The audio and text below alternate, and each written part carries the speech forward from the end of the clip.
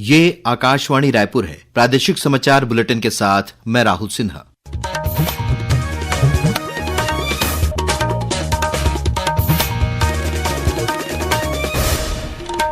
और अब पेश है आज के मुख्य समाचार। प्रदेश में नगरीय निकाय चुनाव के तहत नामांकन जमा करने का आज अंतिम दिन। कल होगी नामांकन पत्रों की जांच। स्वास्थ्य विभाग ने लंबे समय से अनाधिकृत रूप से अनुपस्थित 27 चिकित्सा अधिकारियों और विशेषज्ञ चिकित्सकों की सेवाएं समाप्त कर दी हैं। छत्तीसगढ़ उच्च न्यायालय ने प्रदेश के स्कूलों में शौचालय की स्थिति को लेकर नाराजगी जताई। सचिव स्कूल शिक्षा को जारी किया नोटिस। और प्रयागराज के महाकुंभ में कल मौनी अमावस्या के अवसर पर दूसरा अमृत स्नान होगा। अब समाचार विस्तार से। प्रदेश में नगरीय निकाय चुनाव के तहत नामांकन जमा करने का आज अंतिम दिन था। आज प्रदेश के विभिन्न नगरीय निकायों में भारतीय जनता पार्टी और कांग्रेस के महापौर, अध्यक्ष तथा पार्षद प्रत्याशियों के अलावा अन्य दलों और निर्दलीय उम्मीदवारों ने भी अपने नामांकन दाखिल किए। रायपुर, दुर्ग, राजनांदगांव, जगदलपुर सहित उन सभी 10 नगर निगमों में कांग्रेस और भाजपा के महापौर पद के प्रत्याशियों ने पार्टी के वरिष्ठ नेताओं के साथ रैली की शक्ल में जिला निर्वाचन कार्यालय पहुंचकर नामांकन दाखिल किया। नामांकन पत्रों की जांच कल 29 जनवरी को की जाएगी। अभ्यर्थियों द्वारा 31 जनवरी तक नाम वापस लिए जा सकेंगे। मतदान 11 फरवरी को होगा। मतगणना और चुनाव परिणाम की घोषणा 15 फरवरी को की जाएगी। इस बीच भारतीय जनता पार्टी ने नगरीय निकाय चुनाव के मद्देनजर सांसद, मंत्रियों, पूर्व मंत्रियों और नेताओं को जिम्मेदारी सौंपी है। इसके लिए भाजपा के प्रदेश अध्यक्ष किरण सिंहदेव ने प्रदेश के सभी 10 नगर निगमों में चुनाव संचालकों और समन्वयकों की सूची जारी की है। रायपुर में चुनाव संचालन की जिम्मेदारी सांसद बृजमोहन अग्रवाल और पूर्व मंत्री राजेश मुणत को दी गई है। इसी तरह बिलासपुर में अमर अग्रवाल और धर्मजीत सिंह चुनाव संचालन करेंगे। वहीं मंत्री विजय शर्मा, गजेंद्र यादव और राजीव अग्रवाल दुर्ग में चुनाव संचालन का जिम्मा संभालेंगे। कोरबा में मंत्री लखनलाल देवांगन और विकास रंजन महतो को चुनाव संचालक बनाया गया है। राजेश अग्रवाल प्रबोध मिंज और प्रशांत त्रिपाठी अंबिकापुर में चुनाव संचालन करेंगे। इसके अलावा चिरमिरी में मंत्री श्याम बिहारी जायसवाल और पूर्व मंत्री भैयालाल राजवाड़े मोर्चा संभालेंगे। धमतरी में पूर्व मंत्री अजय चंद्राकर और राजेंद्र शर्मा की निगरानी में चुनाव संचालन होगा। वहीं पूर्व सांसद अभिषेक सिंह और संतोष अग्रवाल राजनांदगांव में चुनाव संचालन करेंगे। जगदलपुर में चुनाव संचालन का जिम्मा मंत्री केदार कश्यप, शरद अवस्थी और श्रीनिवास राव को सौंपा गया है। तो वहीं रायगढ़ में मंत्री ओपी चौधरी और विजय अग्रवाल निकाय चुनाव का संचालन करेंगे। नगरीय निकाय चुनाव में टिकट वितरण और प्रत्याशियों की घोषणा के बाद भारतीय जनता पार्टी और कांग्रेस में कई स्थानों पर असंतोष के भी स्वर उभरे हैं। दोनों ही पार्टियों में कई स्थानों पर टिकट की अपेक्षा करने वाले नेताओं और कार्यकर्ताओं ने वरिष्ठ नेताओं के सामने अपनी नाराजगी जताई है। कुछ जगहों पर पार्टी कार्यकर्ताओं ने इस्तीफा दे दिया है और दल बदल भी कर लिया है। भाजपा के प्रदेश प्रवक्ता केदार गुप्ता ने आकाशवाणी समाचार से बात करते हुए कहा कि नामांकन वापस लेने के अंतिम दिन तक पार्टी सभी असंतुष्टों को मना लेगी। टिकट का बंटवारा भी भारतीय जनता पार्टी ने अपने परिवार जैसे सदस्यों को दिया है। फिर भी टिकट एक होता है, कहीं कोई नाराजगी होती है, जो नाराज लोग हैं उन्हें मना लिया जाएगा और उनकी संख्या बहुत कम है। क्षणिक आवेश होता है, उसमें ऐसा होता है और नाम वापसी तक आप देखेंगे भारतीय जनता पार्टी का कोई भी बगावत करने वाला प्रत्याशी खड़ा नहीं रहेगा। सभी लोग अपने नाम वापस ले लें। वहीं कांग्रेस के मीडिया प्रभारी सुशील आनंद शुक्ला ने बताया कि कांग्रेस में टिकट के कुछ दावेदारों में असंतोष जरूर है, लेकिन उन्हें मना लिया जाएगा।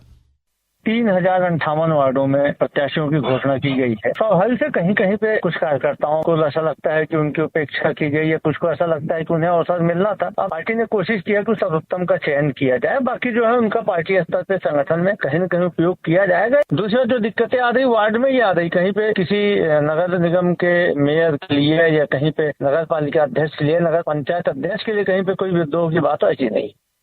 प्रदेश में त्रिस्तरीय पंचायत चुनाव के तहत तीनों चरणों के लिए नामांकन पत्र भरने की प्रक्रिया चल रही है। उम्मीदवार 3 फरवरी तक नामांकन पत्र जमा कर सकेंगे। नामांकन पत्रों की जांच कर 4 फरवरी को की जाएगी। नाम वापसी की अंतिम तिथि 6 फरवरी है। संबंधित त्रिस्तरीय पंचायतों में 3 चरणों में 17, 20 और 23 फरवरी को वोट डाले जाएंगे और इसी दिन मतदान केंद्रों में मतगणना होगी।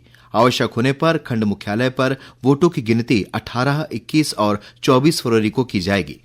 स्वास्थ्य विभाग ने लंबे समय से अनधिकृत रूप से अनुपस्थित 27 चिकित्सा अधिकारियों और विशेषज्ञ चिकित्सकों की सेवाएं समाप्त कर दी हैं। साथ ही 21 चिकित्सा अधिकारियों के विरुद्ध विभागीय जांच के आदेश जारी किए हैं। इन चिकित्सा अधिकारियों और विशेषज्ञ चिकित्सकों ने 3 वर्षों से अधिक समय तक अनधिकृत रूप से अनुपस्थित रहते हुए छत्तीसगढ़ सिविल सेवा अवकाश नियम का उल्लंघन किया था। प्रादेशिक समाचार आप आकाशवाणी रायपुर से सुन रहे हैं और अब आगे बढ़ते हैं बाकी के समाचारों की ओर। उत्तराखंड में आज से राष्ट्रीय खेल शुरू हो रहे हैं। प्रधानमंत्री नरेंद्र मोदी आज शाम देहरादून में इस भव्य खेल आयोजन का उद्घाटन कर रहे हैं। 38वें राष्ट्रीय खेलों के तहत उत्तराखंड के 8 जिलों के 12 शहरों में 35 खेलों का आयोजन किया जाएगा। इन खेलों में पूरे देश के करीब 10,000 से ज्यादा राष्ट्रीय और अंतर्राष्ट्रीय खिलाड़ी हिस्सा ले रहे हैं। छत्तीसगढ़ ओलंपिक संघ के महासचिव विक्रम सिसोदिया ने बताया कि प्रदेश से करीब 230 खिलाड़ी इन खेलों में शामिल हो रहे हैं। नेशनल गेम्स उत्तराखंड में हो रहे हैं, उसमें करीब 230 खिलाड़ी और उसके अलावा 58 कोचेज और मैनेजर मिला के 288 का दल गया है और हमारे खिलाड़ी विभिन्न खेलों में इसमें हिस्सा ले रहे हैं, जिसमें कि athletics, badminton, handball, fencing, modern pentathlon, shooting, कई खेल हैं। 28 से 14 तक ये गेम चलेंगे और उत्तराखंड के विभिन्न शहरों में ये मैचेस खेले जाएंगे। हमें उम्मीद है कि हैंडबॉल, फेंसिंग, शूटिंग और बैडमिंटन में जरूर मेडल्स मिलेंगे। छत्तीसगढ़ उच्च न्यायालय ने प्रदेश के स्कूलों में शौचालय नहीं होने और दुर्दशा को लेकर नाराजगी जताई। स्वतः संज्ञान वाली जनहित याचिका पर सुनवाई के दौरान उच्च न्यायालय ने स्कूल शिक्षा विभाग के सचिव को नोटिस जारी कर शपथ पत्र के साथ जवाब पेश करने का निर्देश दिया है। इस मामले की सुनवाई मुख्य न्यायाधीश रमेश सिन्हा और न्यायाधीश रविंद्र अग्रवाल की डिवीजन बेंच में हुई। सुनवाई के दौरान कोर्ट ने कहा कि स्कूलों में शिक्षकों और विद्यार्थियों के लिए बुनियादी सुविधाएं उपलब्ध क्यों नहीं कराई जा रही है। इस मामले की अगली सुनवाई अब 10 फरवरी को होगी। युवा कार्यक्रम और खेल मंत्रालय के अंतर्गत नेहरू युवा केंद्र संगठन तथा केंद्रीय गृह मंत्रालय द्वारा संचालित युवा आदान प्रदान कार्यक्रम के तहत कश्मीर के युवाओं ने आज राजभवन में राज्यपाल रमीन डेका से मुलाकात की। श्रीनगर, कुपवाड़ा, बारामूला, अनंतनाग, पुलवामा और बड़गांव के स्कूलों के महाविद्यालयों में अध्ययनरत 132 युवा 26 जनवरी से छत्तीसगढ़ के 6 दिवसीय भ्रमण पर हैं। अपने भ्रमण के दौरान वे छत्तीसगढ़ विधानसभा सहित धमतरी जिले में गंगरेल बांध, एडवेंचर पार्क और यूथ क्लब आदि स्थानों का भ्रमण करेंगे। इसी कड़ी में युवाओं के अध्ययन दल ने राजभवन पहुंचकर राज्यपाल रमीन डेका से मुलाकात की। इस अवसर पर राज्यपाल ने कहा कि जम्मू कश्मीर में उद्योग और व्यवसाय के क्षेत्र में अपार संभावनाएं हैं। युवा विभिन्न क्षेत्रों में स्टार्टअप के लिए आगे आए। कश्मीर के युवा अमन शांति के लिए कार्य करें और वर्ष 2047 तक विकसित भारत बनाने के प्रधानमंत्री नरेंद्र मोदी के सपने को साकार करने के लिए अपना योगदान दें। और अब सुनते हैं महाकुंभ से संबंधित खबरें।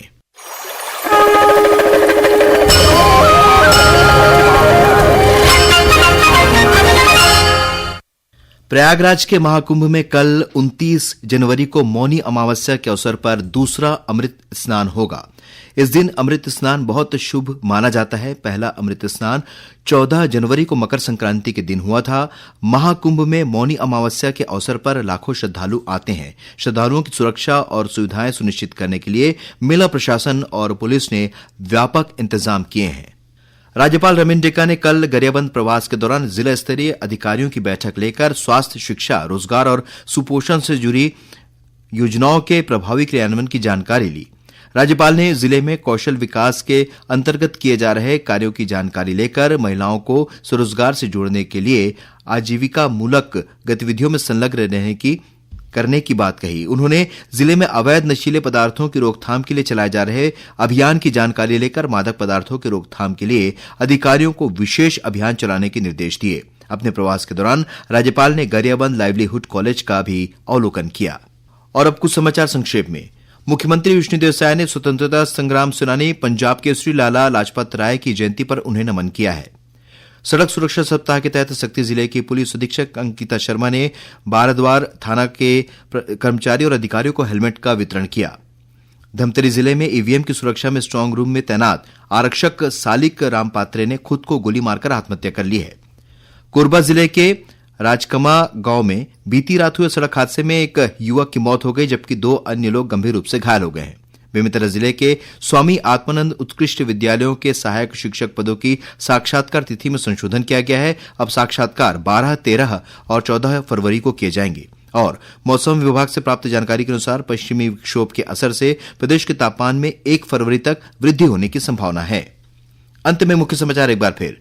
प्रदेश में नगरीय निकाय चुनाव के तहत नामांकन जमा करने का आज अंतिम दिन। कल होगी नामांकन पत्रों की जांच। स्वास्थ्य विभाग ने लंबे समय से अनाधिकृत रूप से अनुपस्थित 27 चिकित्सा अधिकारियों और विशेषज्ञ चिकित्सकों की सेवाएं समाप्त कर दी हैं।